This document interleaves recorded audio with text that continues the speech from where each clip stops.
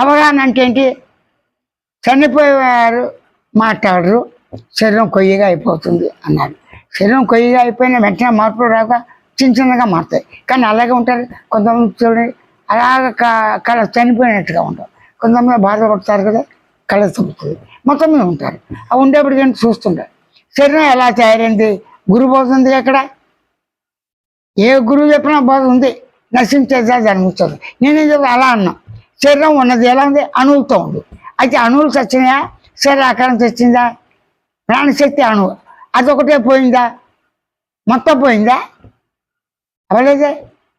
అంటే ప్రాణశక్తి పోయింది. జీవుడు, ఆ శరీరం సంబంధించి జీవుడు, జీవాత్మ పోయాడు. ఇంకోసారి జన్మ ఎత్తుతాడు లేదో పక్కన పెట్టేయండి. అంటే శరీరం ఎలా ఉంది? అణువుతో ఉంది. అణువుతో తయారైనప్పుడు ఆకారమే నువ్వు శరీరాన్ని బాధపడుతున్నావు. ఆకారం వల్ల లాభం నష్టం కలిగినాయి. ప్రేమ అనుబంధాలు ఉన్నాయి. అనుబంధాలు దేనికున్నాయి? మనసుకి.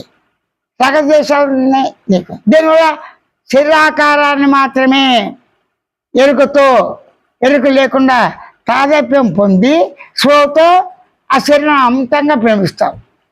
మంచి పనులకి దేనికైనా సరే ఆ ప్రేమించిన శరీరం పోయిందే అనే బాధ.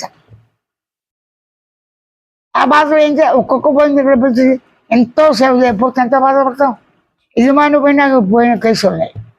ఆ బాధ అంటే ఇక్కడంటే శరీరం పోయిందనే బాధ కన్నా చచ్చిపోయాడు ఇంకో వాడు బతకడు. ఆత్మ దానికన్నీ వస్తుంది. కుక్క చేయకపోవచ్చు, యజమాని యొక్క ఫోటో దగ్గరే ఉంటుంది. జన్మవిషయం దాన్ని తెలుసో తెలియదో పక్కన పెడతాం. యజమాని మాత్రం కాదు, ఆ కుక్కను ఫోటోలు పెట్టేస్తారు. ఆవులు పోయినా ఏ భర్త వెళ్ళిపోతే ఉంటాయి కదా, ఇక్కడ ఆ ఫోటో రూపంగా ఆరాధిస్తారు. సరే తర్వాత ఇప్పుడు మనం ఏం చేయాలి? ఫోటో ఎలా ఉంది? అణువులతో సాగింది, బొమ్మాకారంగా ఉంది. ఆకాశం లేకుండా లేదుగా. ఫోటో అంటే అణువులు లేకుండా అర్థం పక్కన పెట్టండి. డ్రాయింగ్ గీశాడు. ఆ డ్రాయింగ్ అణువులు లేకుండా ఆ బొమ్మ డ్రాయింగ్ గీయలేడుగా. నెమలైనా ఎవరినైనా అప్పుడు ఆకాశం లేకుండా చేయగలరా?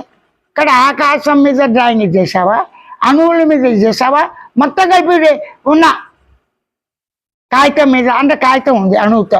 ఆ కాగితం మీద చుక్కలు పెడుతూ మెల్లగా షేపు తెచ్చేసావు. పార్సపరసు లక్ష్మీనారాయణ, హనుమంతుడు, అది తల్లి ఫోటో, పిల్లల ఫోటో, భార్య ఫోటో, కవిత్వ రూపంగా చేస్తాడు. అప్పుడు ఆకాశం ఉంది, అణువులు ఉంది, ఆకారం ఉంది అని బాగు చెప్తున్నా కదా. ఇతరులు ఇలా చెప్పారు లేదా? వద్దు, చెప్పారు.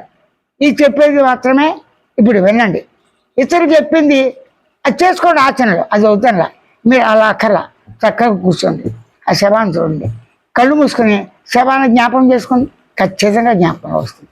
ఆ జ్ఞాపకం వచ్చిన శవం కూడా అణువులు, ఆకాశం, శరీరాకారం ఉంది.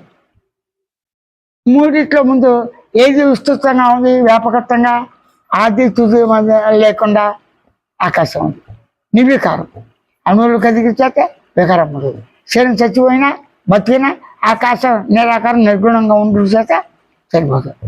ఒక గుణం ఉంది అనుకున్నాం, ఆకాశం ఉన్నా కూడా పదార్థ కలిగితే వచ్చి రీసౌండ్గా వచ్చిందే శబ్దం. అది గుణం సహజం. అప్పుడు ఆకాశాన్ని గమనిస్తూ కూర్చోండి. అటువంటి అణువులు ఉంటాయి, శరీరం ఉంటాయి. అప్పుడు సూచనిస్తాయి ఏమని? గమనించేవాడు ఆకాశ లక్షణంతో స్థూల శరీరాన్ని స్థూలమైన ఆకాశంతోనే, అంటే కళ్ళు తెచ్చినప్పుడు పంచభూతాత్మకంగా ఉన్న ఈ శరీరాన్ని